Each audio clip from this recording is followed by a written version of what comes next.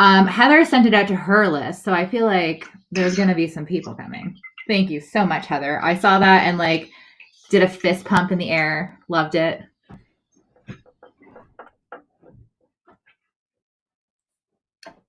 Hi, everyone. See you filtering in. We're going to get started right at 5 today, so we'll do that. But since today's talk is so heavily dependent on who we have and your questions, if you do want to really get up to the stage quick and make sure your question gets asked, raise your hand now and benefit from getting here early because we'll get you up to the stage. Ali and I talked the last time about getting like little elevator music for before our chat started. Totally. We need something. Yeah, and today is going to be the first day that we are streaming on YouTube. So it's just an experiment that we're doing. Hopefully it makes everybody that can't get into Clubhouse feel a little bit more welcome in these chats, because I can't imagine just being like, oh, I can't take advantage of this cool opportunity because my phone is this Pixel or whatever it is. Like, I just think this is so absurd. So we're trying this out. We're streaming on YouTube. We're doing a transcript as well. So it's a little bit more friendly for hearing impaired folks. They can actually watch the text come up on the screen as we say it. So I'm hoping that that's going to be something that people like. But if you happen to also be listening, either streaming via YouTube or on the Clubhouse here, we appreciate feedback on any of our deliveries. Yes, and I am monitoring the YouTube channel to see if we get any comments so that I can relay questions here into Clubhouse. Perfect. Yeah, so for everyone filtering in, this is the Basecamp weekly chat. We are doing our first Get Unstuck, which we're going to be doing monthly in different categories. So people of all disciplines can get help with whatever they do from a panel of experts, because that's what I want if I have a problem. Personalized advice on my project. And I think Ali and I have both seen that be really valuable on Clubhouse in particular. So we wanted to bring it to this community and do encourage you, if you have a question, to raise your hand and get up on stage early. And that way you know for sure that your question will be asked.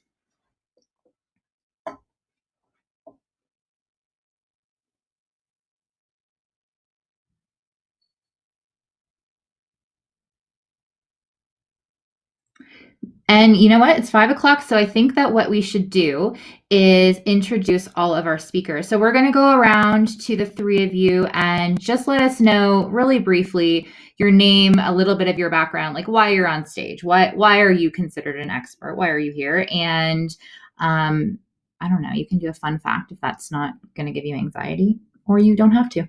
So Billy, let's start with you. Okay, I'm Billy Brown. I've been a journalist for, holy cow, 11 years now. And I've written for Outside Magazine, Backpacker, Gear Junkie, Wired, Men's Health, Esquire, Men's Journal. And yeah, I've spent the last decade having fun for work. So I really can't complain too much about that.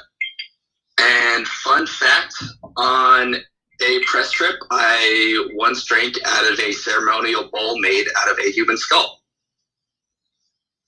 Okay, that's not at all surprising to me. Thank you, Billy. Heather, please introduce yourself. I'm Heather Baylock Roachford. I have been a freelancer in the outdoor industry for about a decade now. I do a lot of writing for REI and Backpacker, Washington Post, Men's Journal, Red Bulletin, magazines like that. I'm also an author. My fourth book is coming out in June, and my fifth book will be coming out next summer, assuming I get it together and actually write it this summer. So that's kind of my background. And in terms of a fun fact, well, this is probably not that fun, but I'm also a mama to our daughter, a 3-year-old. And that is definitely the most important aspect of my life. Way cooler than being a writer. Love it. Thank you so much, Heather. And Adam, please introduce yourself. Let us know a little bit about your background and a fun fact if you wish. Hi, everybody. I'm Adam. I am the senior digital editor for Backpacker magazine. I will have been there 6 years this summer.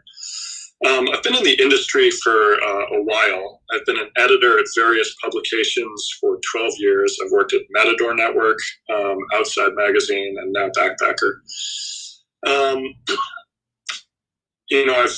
I've freelanced for a few more, including Triathlete and High Country News. And a fun fact about me, gosh, let's see. I get to travel a fair amount for my job, when in normal years. And I would say my 3 favorite places I've been for work were New Zealand, the North Island of New Zealand, Churchill, Manitoba, and Colombia. Okay, sorry. Churchill, Manitoba. Can you just explain that for a second, please? Because I am Canadian and confused. Churchill, Manitoba is the polar bear capital of the world, according to them anyway. Oh, say no more. Okay, thank you so much. That explains it perfectly. So did you get to see one? I got to see many, many polar bears, some of them from up much closer than you would think it is possible to safely see a polar bear. I can tell you they have absolutely no fear of people. Oh my gosh. Okay, well, that's fascinating and terrifying. Thank you so much. And Allie, you are actually a resident expert as well. So if you can please introduce yourself to your own community, and you have to do a fun fact. Absolutely. Let's see here. So yes, I am a writer and editor also who has been working in the outdoor industry in this capacity for the past 15 years. I have written for and worked at Outside Magazine, Gear Patrol, Wirecutter for the New York Times, and I've also written for Men's Journal, REI, did some copywriting for Outdoor Research at one point. I used to write their catalog, fun fact. And yeah, I'm happy to answer questions. I would say fun fact for me was probably writing the feature story that I wrote for Outside Magazine in 2018. I actually wrote about my dad's disappearance at sea. I wrote a big feature story that ended up winning an award, and would be happy to talk about all types of journalism, from feature writing to service-oriented journalism to gear reviews and more. So, yeah. So we'd love to invite anyone up to ask any questions that they have. Where are they feeling stuck in the freelance writing process? What do they want to know? What questions do you all have? And if we don't have anyone coming up to the stage, then we certainly have our own questions that we can field to the experts. Yeah, this is basically an all-star panel. So I would also say that no question is too small. I'm sure that if it's something little, that other people have dealt with it. And frankly, no question is probably too big, because same thing, other people are probably dealing with it. So in that vein, I would just love to ask a really, I guess, vague question that we got. And that is, nobody is answering my pitches. What am I doing wrong? And there's so many places I'm sure you could take that, but I think it's probably the most common question that people have when they first start trying to freelance. So let's start there.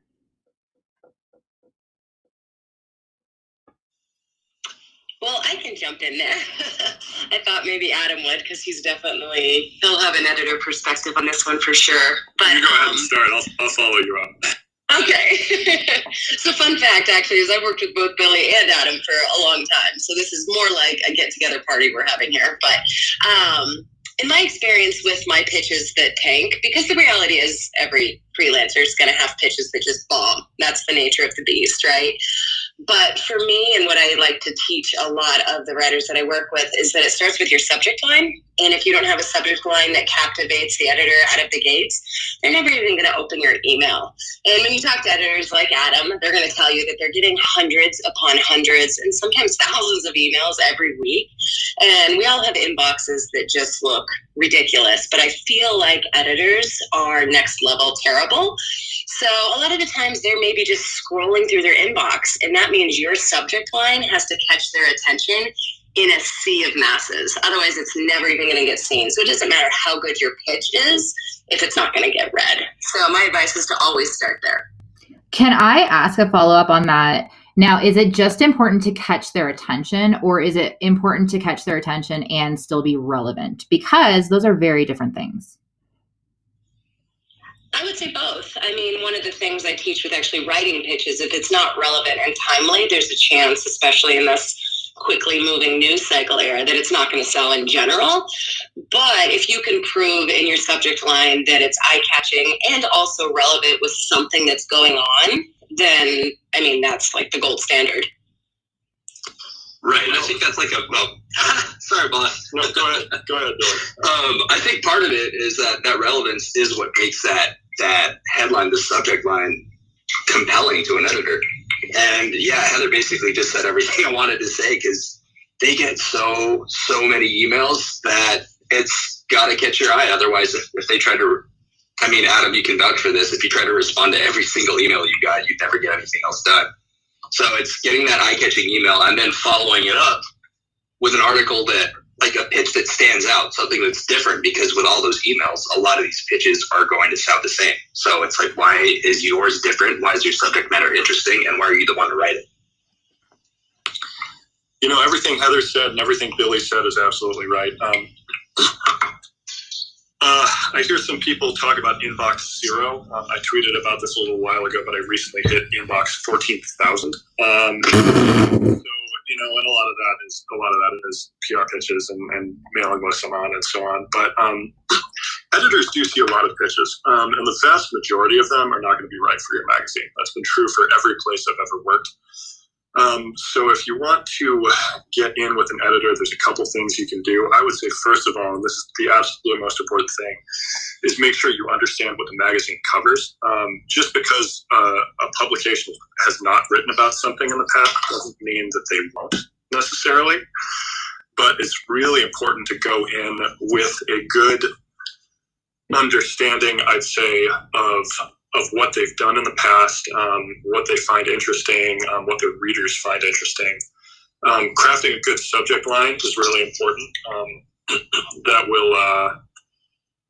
That'll kind of help you get over that first hump. And once you've gotten the editor to read, you've got a second obstacle you've got to get past, which is pitch has to kind of sell your idea in a pretty concise way. You know, editors, I'm a digital editor by background. Print has always been a pretty small part of what I do. And the first thing I think when I look at a pitch is how am I going to convince a reader to look at this? I'm already thinking through the title. I'm already thinking what the deck is going to be on it.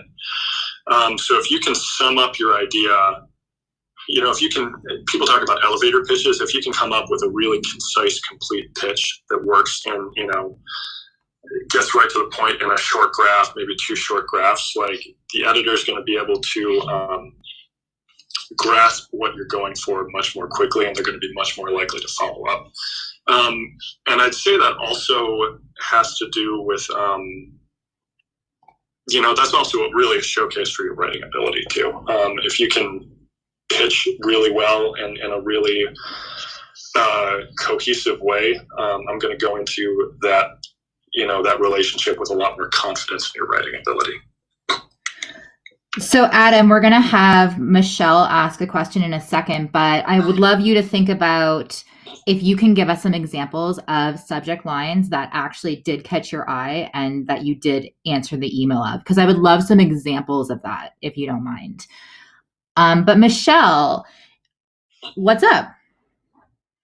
Hi there. My name is Michelle, and I've been a freelance writer for about 5 years now. And I was just curious to know if you have a process for coming up with story ideas. Like, from a creative standpoint, do you set aside time to brainstorm? Do you wait for inspiration? Are there resources or places that you look? Obviously, you know, the outdoors is a great source of inspiration for this group. But I was just curious if there was any other process that you had in that realm. Hi, Michelle. I was talking to you on LinkedIn today, I think. For me personally, I like to run. I'm a big trail runner, and that's always been one of those things where I'll be like an hour out there and my brain is just going a mile a minute, and it's not necessarily a good thing because that's not why I'm a runner. But that's where so many of my good ideas have come from, because I think the day-to-day stresses and pressures are not present at that point, that I started to always run with my phone, and I'll just like voice dictate the ideas into a quick note while I'm running, just so that I don't forget them. And I know that's not a traditional practice, but that's honestly where most of my ideas come from. But something I also suggest to folks, if they're not runners and that doesn't work for them, is if you're really, really, really stuck and you need to pitch something and you just got nothing, social media is a great place to come up with ideas. And I'm not here to tell people that they need to be like the queens of scrolling social media, because it's a cesspool and we know that. But if you just jump on Twitter for 5 minutes and do a quick scan of a lot of the conversations people are having, you can look at what's trending, and that will help you identify the timely hook component. But you'll see a lot of topics that people are talking about. And if people are talking about them and have questions about them, then obviously others are going to have the same questions and have the same interest. And that's not to say you, of course, don't want to plagiarize their ideas or anything along those lines, but that's usually a good place to start. And for me, that's always been a good way to find that first nugget of inspiration.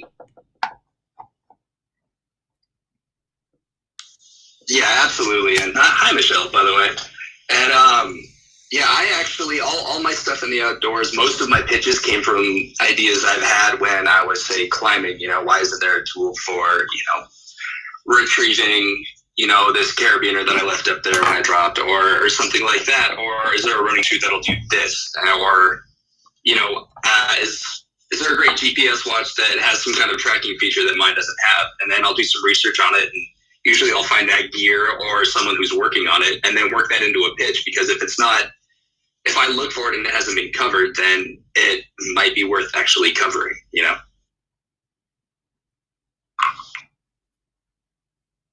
Allie, did you want to hop in and let us know how you used to find story ideas? Because I know that I believe somebody called you the queen of gear, so.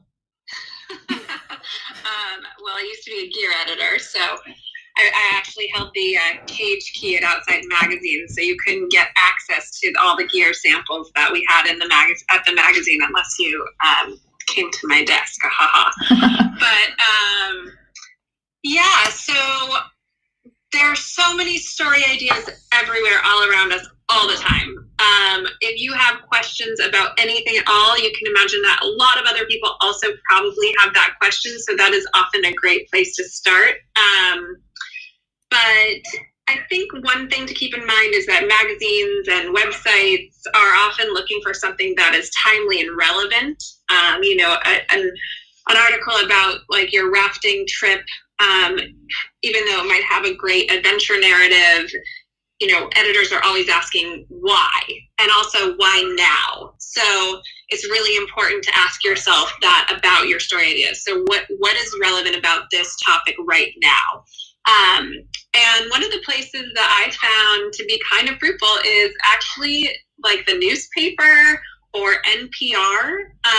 If you're listening to these kind of news outlets that are putting out news every single day, but they don't really have the capacity to go deeper on those topics, then there's opportunity there for you to maybe take a different angle on something that you're seeing out there, and or dive a little deeper into what's happening, or get the full story on something that's happening out there right now in the news. So that's one thing. Also, I found inspiration in, documentaries that are out in the outdoor industry. Sometimes there's deeper stories there that can be told in print or on the web. For instance, there was a cover story on the Outside on Clay Marzo, who's a surfer who has Asperger's, and there was a documentary that came out from one of the surf brands. This was when I was an editor at Outside, and I watched the documentary and went, wow, this is so great. We need to go and spend some time with him and write a story about him. And they ended up putting it on the cover. But yeah, I think if you're just paying attention all around you all the time, there's constantly opportunity for stories to be told. And it also depends on what type of story you want to tell, right? Like if it's a how-to story or a gear review, or a profile. There's many different types of ways to tell stories. So. And one thing I wanted to add to what Allie said about paying attention around you, I feel like is so spot on, just because all of us have, it's a little weird now, COVID and whatnot, but all of us have, a big network of friends and family, and chances are good there is someone very close to you doing something very cool. And it might be that you're just used to seeing that person do whatever it is, and you haven't even looked close enough to yourself to realize that that's a good story. Here in Colorado, there's a gal that I've known for a very, very long time named Laura Kotlowski, that she and I have been friends for years, and she has been on this mission to do these high alpine figure skating things. Like, she hikes miles into the backcountry and then skates the lakes. And I've known her for such a long time, and I'd seen her do this on so many of her trips that it didn't even occur to me until 2 years ago that was a really cool thing to do, and it was a really cool story. And it hit me one day when I was watching her skate, and I was like, I wish I was as cool as her. And then that made me realize, like, hey, I bet other people would like to see this too. And sure enough, it was a cover story, won an award. It was a great story. But I'd seen her do this for years, and it never even occurred to me until 2019 to actually pitch it. So my other tip is to actually look around you, really, really close to you, because I'm sure you're going to come up with a handful of good ideas there. Love that. Yeah, Laura is who I want. Like, in my head, I am. Like, she's so cool. I aspire to be her as well. So very, very good point. Michelle, did you feel like that answered your question? Yes, that was super helpful and inspiring too. Thank you, everyone. Of course. And just to reset the room, this is the Basecamp weekly chat that we do. We're doing our monthly feature, which is Get Unstuck, where we invite anyone who wants to come up to the stage and ask a panel of experts your personal question. Where you're stuck. We're doing freelance writing this week. So anybody that wants to work in the outdoor journalism sphere or pitch to an outdoor publication, even if you're maybe not a writer by trade, this is where you ask your questions. And we would love to invite Sarah. Yeah, hi. So I've been a freelance writer for basically a year. And so I kind of wanted to piggyback off of what everybody was just talking about, and so I find that I am constantly looking for stories that, like, I'm going for a walk in the woods with my 3-year-old or in the grocery store or whatever. And I feel like my brain just does not shut off. And so to the writers that are in this group, I would really like to know, like, how do you shut it off sometimes? Or should you not shut it off? Or maybe I'm the only one that has this problem, but I just feel like I'm constantly trying to chase a story idea, and it just kind of gets overwhelming sometimes. So kind of maybe tips and tricks of just how to stop it at some point.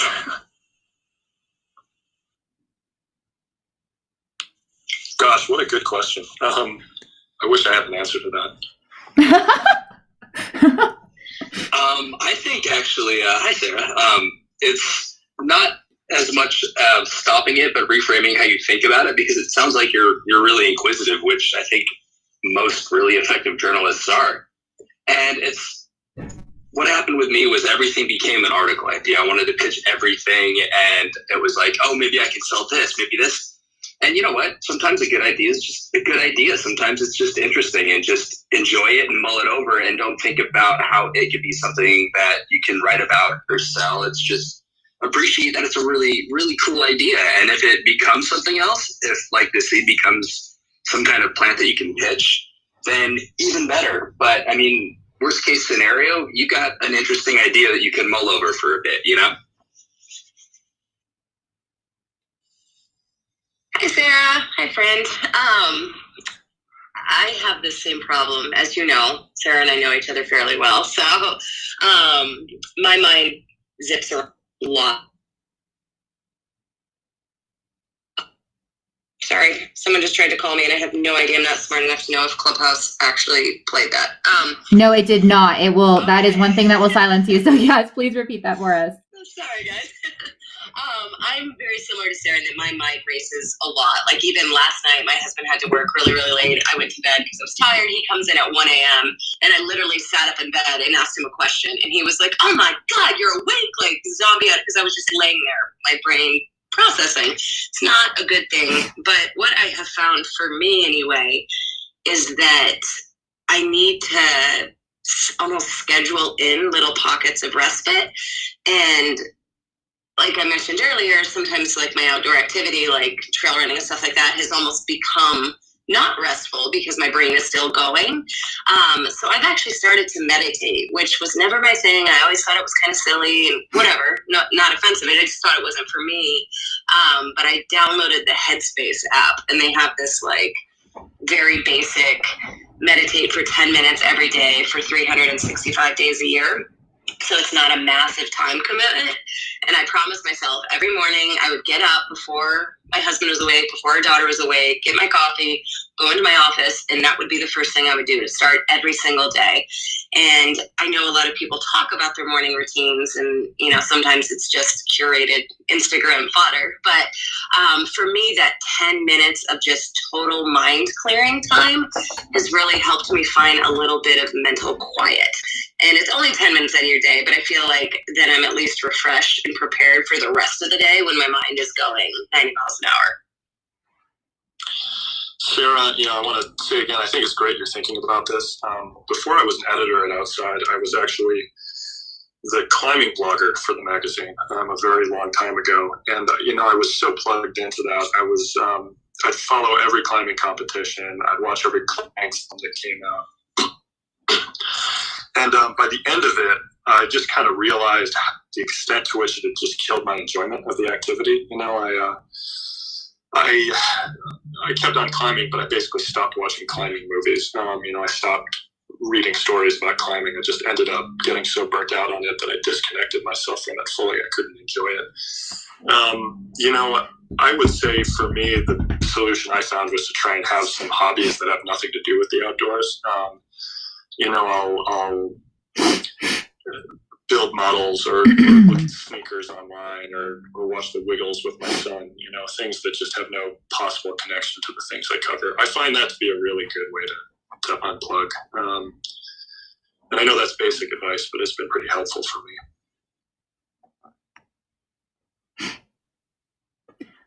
And Sarah, I don't have any solutions for you, but I wanted to know that you are definitely not alone. And I have constant FOMO that there's a cool thing that I could be writing about in a really hilarious way that the world needs to see, but I don't have time for it. And then I get anxiety and then I feel sad. So yeah, if you find a solution, please let me know. Yeah. Did you find that was helpful for your question, or did you have any follow-up? No, I don't. Everyone answered really nicely. So I knew Heather was going to say meditate because she's told me to meditate before. So thank you. I'm nothing if not consistent. Before we go to Justine, we do have a YouTube set of questions from a member. So I'm just going to read those out first, and then we'll get to your question or comment, Justine. But Adam, this one is going to be mostly for you because you are currently an editor at a publication. The question is rooted in diversity. So there's a couple, and I'm just going to read them all out to you. In which ways have you created a culture that is not tokenizing BIPOC voices and stories that matter to them?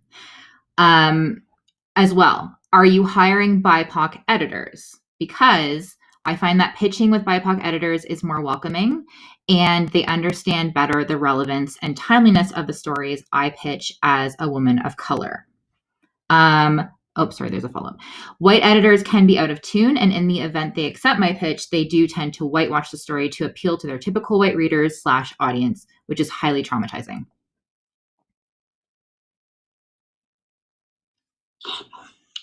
Oh, sorry, I just didn't know if that was the end of the question. Yes, I'm sorry. I was reading further. I am done speaking. Yeah, this is a great question. This is something we talk about a lot, to be totally frank with you. I don't think I need to say that this industry as a whole, and basically every publication I've ever worked for, has underperformed in this regard. we've historically been a very, I'd say, overwhelmingly white industry, and our media has followed suit. So I'll try and take your question part by part. The first one is, what are we doing, I think, to avoid tokenizing our contributors and create a welcoming environment for them? I had a contributor who is a Black writer remarked to me a little while ago, and this is something that really stuck with me, that when the outdoor industry needs a diverse voice, a voice of a person who's Black or a person of color or Native, really tend to go to the same few people over and over again. And that's one of those things that once you see it, you kind of can't unsee it. I think there's been a tendency in the outdoor industry and outdoor media in particular to kind of go to the same few, well-known writers and activists over and over again. And I don't think we have reckoned with how alienating that can be. So one thing we are, that I take really seriously is making sure that when we open the door, we're not shutting it behind whoever comes through. To kind of use a metaphor. We're constantly trying to make sure we are opening channels to writers who might not have worked in the outdoor industry for one reason or another, and try to be really sensitive to their needs and kind of their points of view when we're bringing them on. Diversity doesn't mean bringing on just a couple of people, a couple of writers and calling it good. And I think we're well aware of that. As far as creating a welcoming environment, again, a really good question. That's very much a work in progress with the magazine and the company I work for. We have a bunch of plans in that regard. One of the most immediate is doing a diversity audit. Our feeling is we can't solutions to the problem, to make our publication more welcoming until we kind of understand the scope of the problem. So we're working to kind of figure out what percentage of our contributors and the people in our photos are Black, Indigenous, or people of color. So I think diversity training honestly has to be a part of that too. I think that, as you mentioned, creating a welcoming environment is really important, both to new staffers who we would want to bring on and to contributors. Obviously working to diversify our staff is not worth anything if the people we hire are so traumatized or so feel so unwelcome that they don't last. So we're working on plans for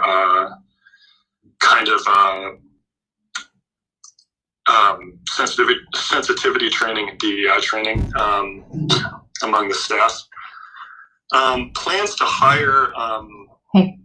hire new editors who are more diverse, who are Black, Indigenous, or people of color. I can say that's certainly part of what we're thinking about in hiring. That is, I wish I could kind of talk through the specific strategy more with you. I'm not, I'm probably the best positioned person to talk about that, but I can say it's certainly something that we're trying to be more active in considering when we look at candidates. And I think there was another part to the question I'm forgetting. So I know there was, are you hiring BIPOC editors? And then there was a piece about when stories are pitched and accepted, there is whitewashing.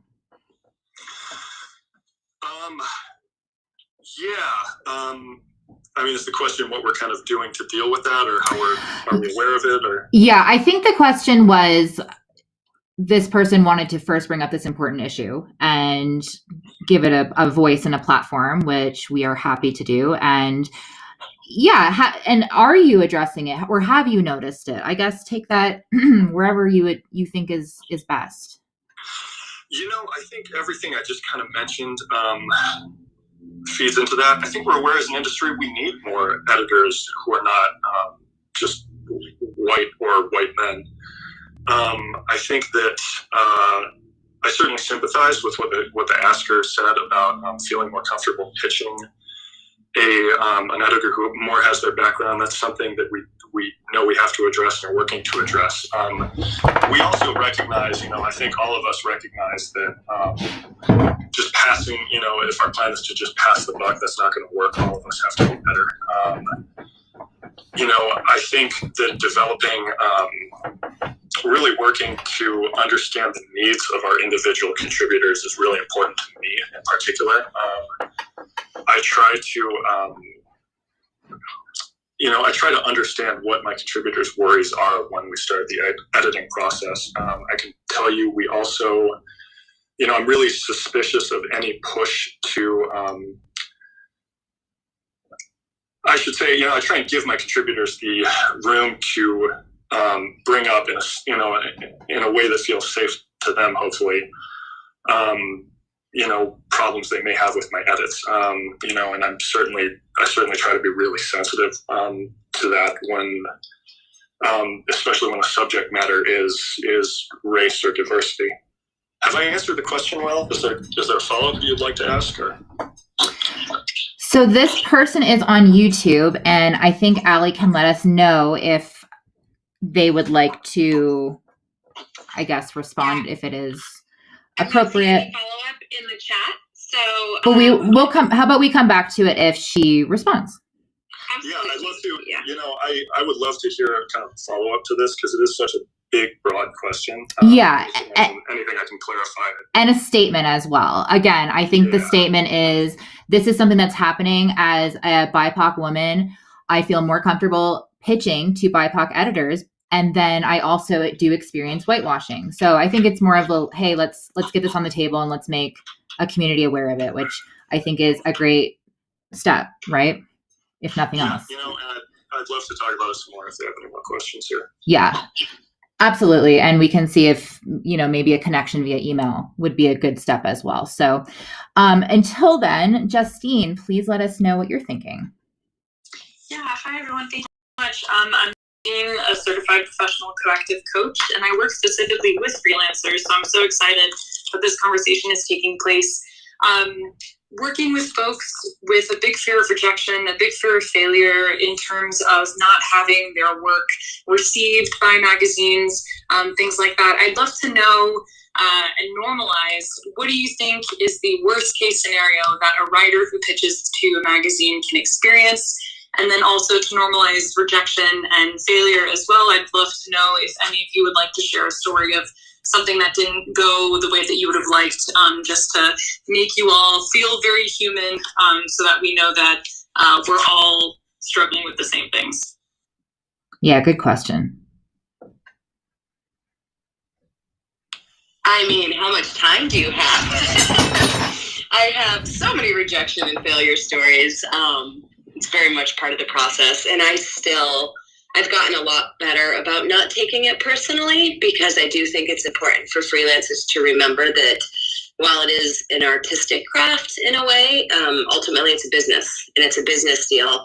And you have to ensure that whatever you're bringing to the table for that magazine and that editor has good ROI. It's all these like little buzzwords that you hear about in corporate America, but ultimately that's what it boils down to. And sometimes that makes rejection easier because, maybe it's not you, maybe it's not even your idea. Maybe it's just not the best fit for that magazine at that exact time because of all these unforeseen circumstances going on behind the desk that you don't know about. But for me, my one thing that I have learned is that you hear this a lot, but never read the comments. I do a lot of writing for the Washington Post, which gets a fair bit of traffic, and the comment section can get pretty angry. And this past fall, I actually wrote a travel story.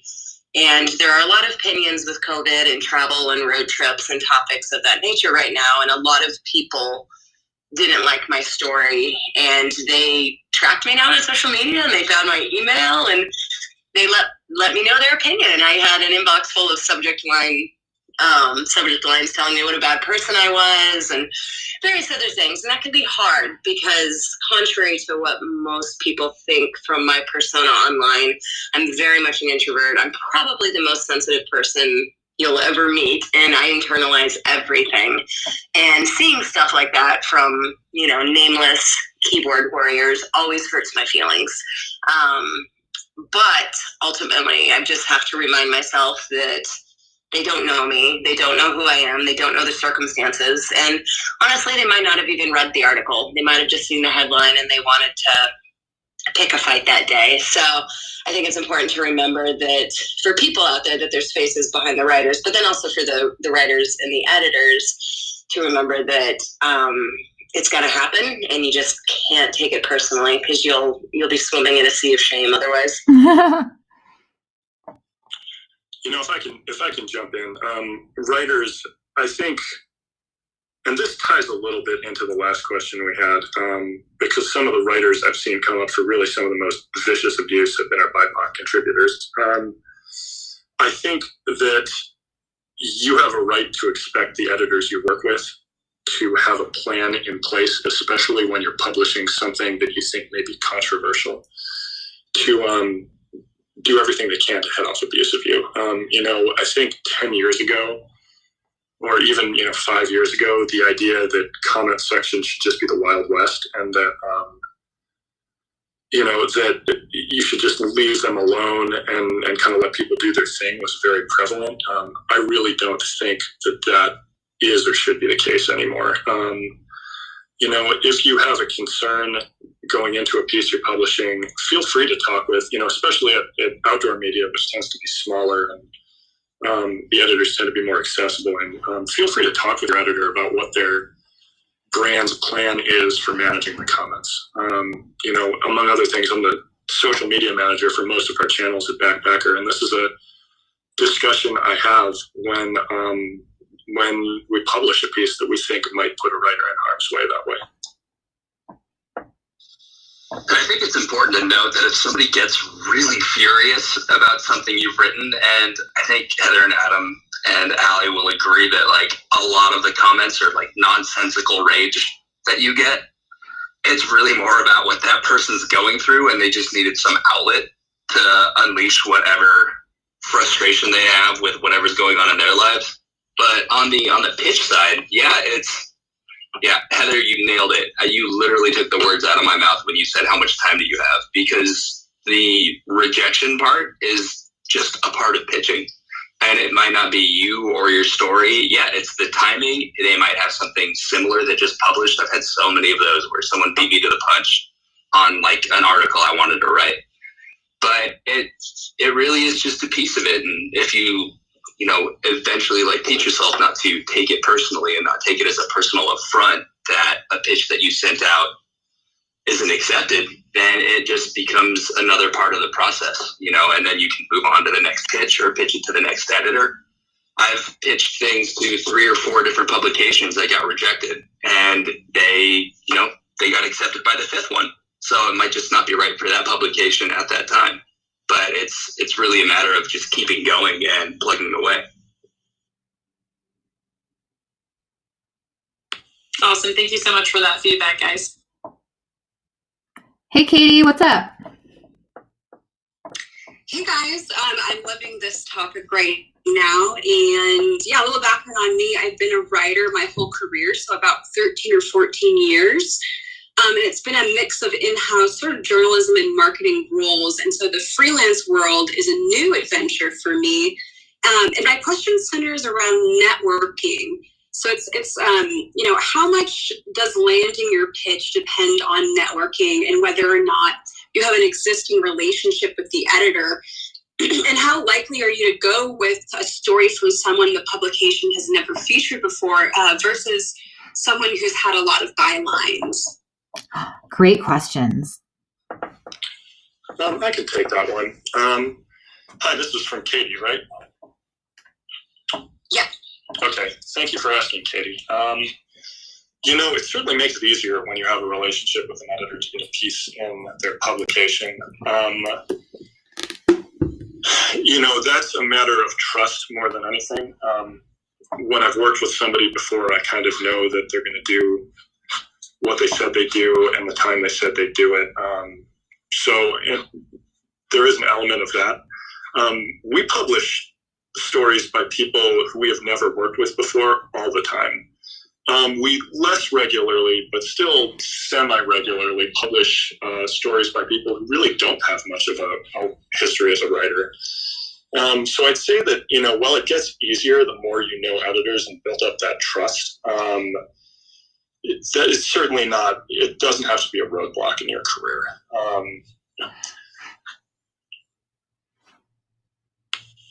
Yeah, and I wanted to kind of jump on what Adam said there from the freelancing perspective, because I've actually heard that a lot in the freelancing world lately.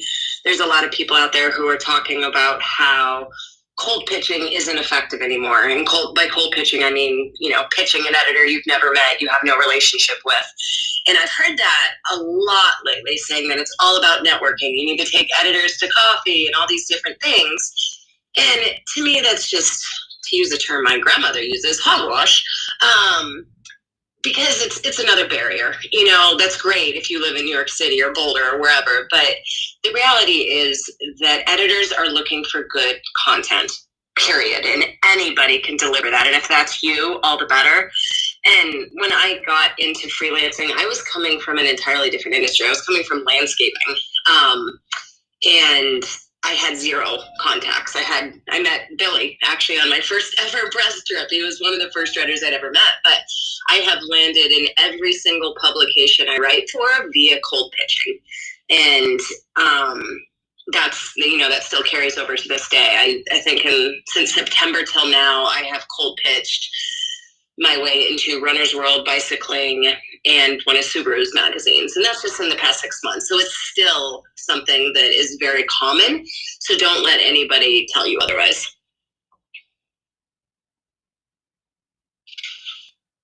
I also wanted to suggest, since we're a Facebook group and a proponent of Facebook groups, there is a whole series of Facebook groups called the Binders that connects writers and editors. It's for women only, so just FYI, sorry to the men out there, I didn't make the rule, but it's to uplift women. And there is a binder group for almost every category. So if you're a travel writer or if you're an adventure writer, etc. So if anybody wants more information on that, feel free to DM me here or on Facebook, and I can send you that information. It's a great way to have those one-on-one conversations with different editors out there, and also see what editors are looking for, and then you can pitch in a more targeted way. Yeah, and I'll second what Heather says. When I started writing, I was in this little town in the middle of nowhere in far northern California, and so I had no access to any publishers or editors or anything like that.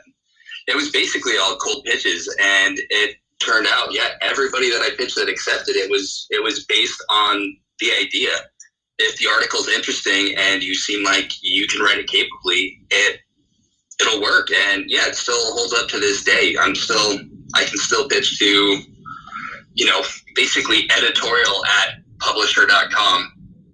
And if it's a compelling pitch, it'll usually sell. So it's in-person stuff helps, absolutely, when people kind of see you and they get to know you a little bit better, but it is definitely not a requirement.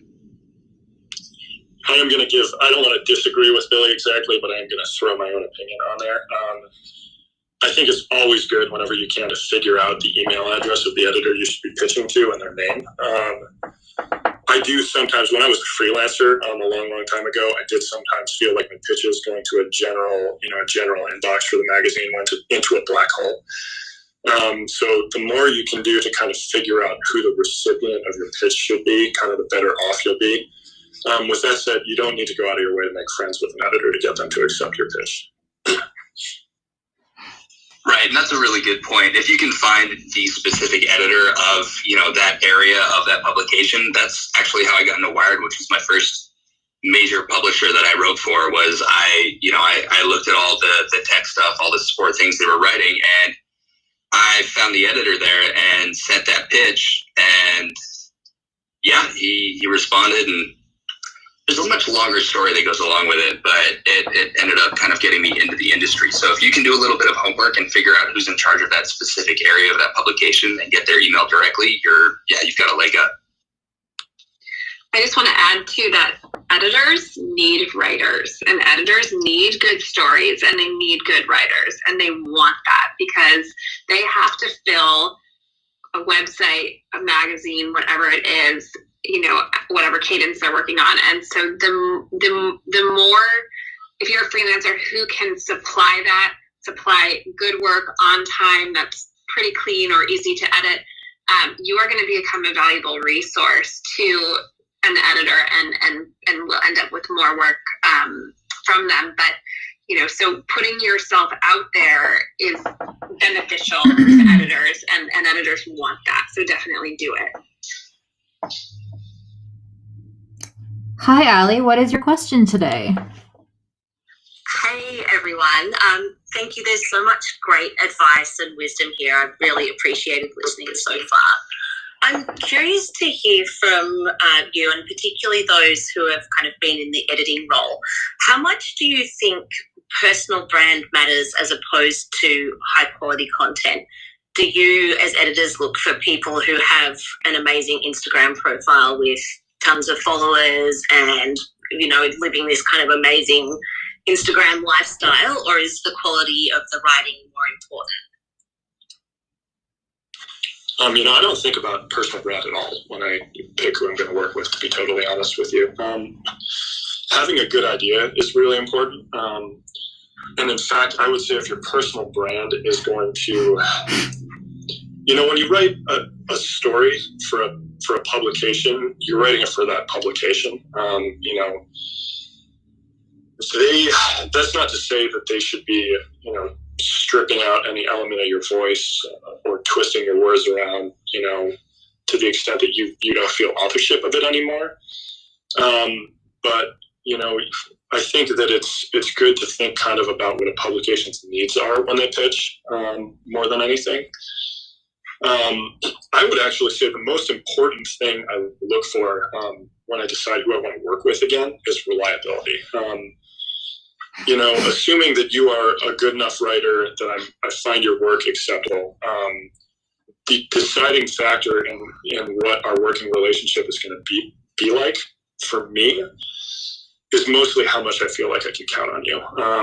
Do you hit your deadlines?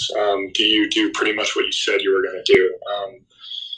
Do you reliably kind of come up with interesting ideas? And that's not to say, you can't ever, that I need to take every one of your pitches or you're out. But I would rather have a writer who is going to turn in good copy reliably than someone who's going to turn in sparkling, beautiful copy, but I'm going to have to chase around. Yeah, that's really interesting. Thank you. I did want to add one thing to that, because like Adam said, I don't think my Instagram account has landed me any semblance of journalism stories. But that said, like I mentioned, I've written a couple books, and I've worked with 3 different publishers, including Simon & Schuster and Houghton, and I haven't had to pitch a single book. They've all found me via social media. And in every instance, they came to me via my Instagram account and said, hey, we noticed your social media account. We kind of see what you're about. We'd love it if you shared any ideas with us for books. So that might not be the type of writing you're looking at, but that may be something to consider. I also know that some of my editor friends follow me, and there's been a few times they've seen some like random thing I'm doing on IG stories, and they've sent me a DM being like, hey, email me on Monday. I'd love it if you wrote about that. So there is that side of things too. I'm certainly not saying you have to have any of that, but for me personally, it has given me a little bit of an edge. And I have some followers, but I don't have a ton of followers. I'm not like some 100,000 million person out there. That's really cool, Heather. Thank you. Luke, would you like to ask a question? Yeah, hi there, guys. And I apologize if this has already been answered, since it seems like this conversation is going for a bit. On the kind of topic of pitching, I know most of you are writers, but like, what is there a format you usually stick to? I know different kind of industries in journalism have different ways of getting their pitches read, different kind of standards. So I'm curious, would that be from like more of an outdoor perspective, like outside, or maybe some more sport, or just your different experiences with pitches, and what you'd recommend having or not having in them.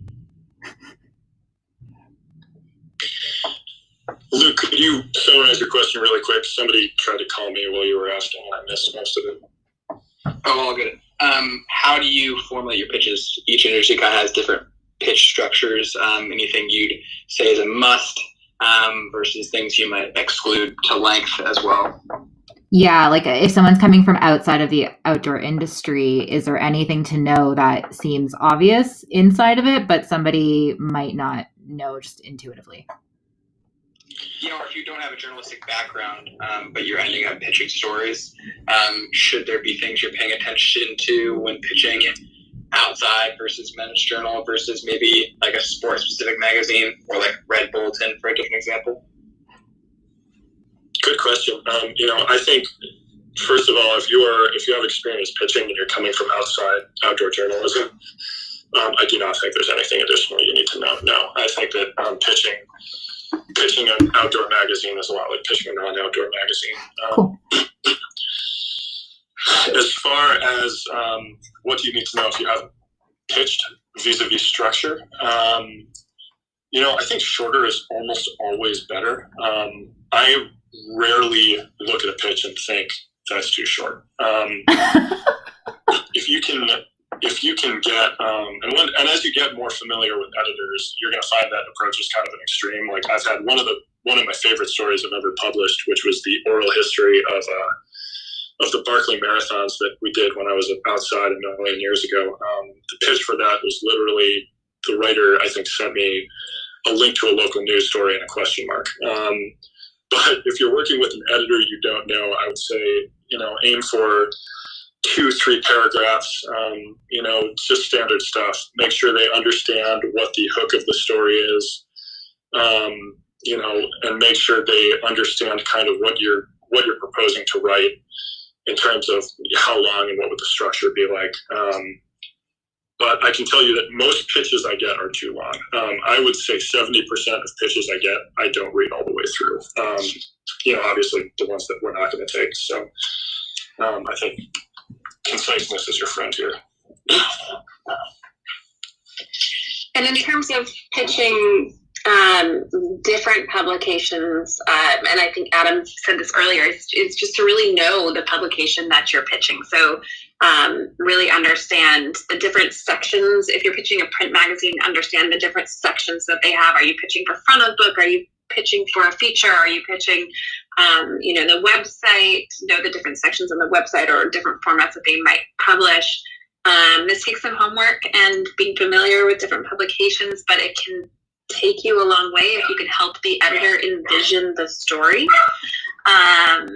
And yeah, just really knowing the angles that you might want to take. Red Bulletin might be more focused on something that is, sort of a bigger leap in terms of human ability, whereas like outside maybe more interested in looking at the human element of the athlete. So just really understanding the publications that you're pitching. Yeah, if I can add one real quick thing. This may sound obvious, but make sure to know what they've written about the subject in the past. There's nothing a writer can do that's going to make me blacklist them. They're always going to have another chance with me, assuming they're not plagiarizing or something like that. One thing that does make me kind of affect my opinion of them a little bit is if they clearly have not read our coverage on a subject. So just take that second before you pitch on something, put the name of the publication into Google, put whatever search term, pertains to what you're pitching, and just see what they've done. Do not pitch outside and call it outdoor. Your pitch will go out the window immediately. I think they've gotten a little more. I think they understand. That'd be like 70% of pitches then, probably. No, I think that's a really good point. Just do a little bit of homework before you send your pitch in. Kind of a little bit of a follow-up question on that. You kind of mentioned, and I totally agree on making the story applicable to the readership of the publication that you're pitching. Do you feel like it's beneficial to, at times, like after the story section of your pitch to explain why you think that readership will relate to that story in the way you're pitching it? I think it would be inherent in your pitch. If the story is spot on, I don't think you need to explain why. I think that the editor will be able to grasp that you have an understanding of their audience based on the story idea, if it's something that they're going to take, and that will work. Yeah, I agree with Allie. I think editors are doing this calculus in their head all the time. Like, is this going to be interesting to my audience? I don't think you need to spell it out for them. Perfect. Thanks so much. Hi, Alyssa. Yay for SciComm. What is your question? Great introduction. So as an artist, science communicator who doesn't necessarily identify as a writer, but would like to be published in science and outdoor publications, do you find artists pitch alone to editors or pair with a freelance writer?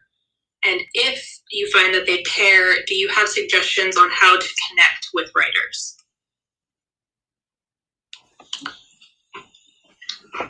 Good question. I got to admit out the gate that I'm not the expert on Illustrator or kind of artist pitches. That's generally something that would go through a publications art director. Gosh, that's a tough one. We don't typically take standalone art or illustration pitches. Typically, that would be more of a process of kind of getting to know the art director so they can call on you when there's a need. Introduce yourself, show them your portfolio, get on that list. I don't really think that pairing up with a writer is going to help you there, because publications tend to want to pick their own artists and illustrators when they do a piece that needs illustration. If you want to be in a position to recommend somebody, when you are doing a piece that might require that, go ahead, but be aware that they're probably going to want to make that call on their own.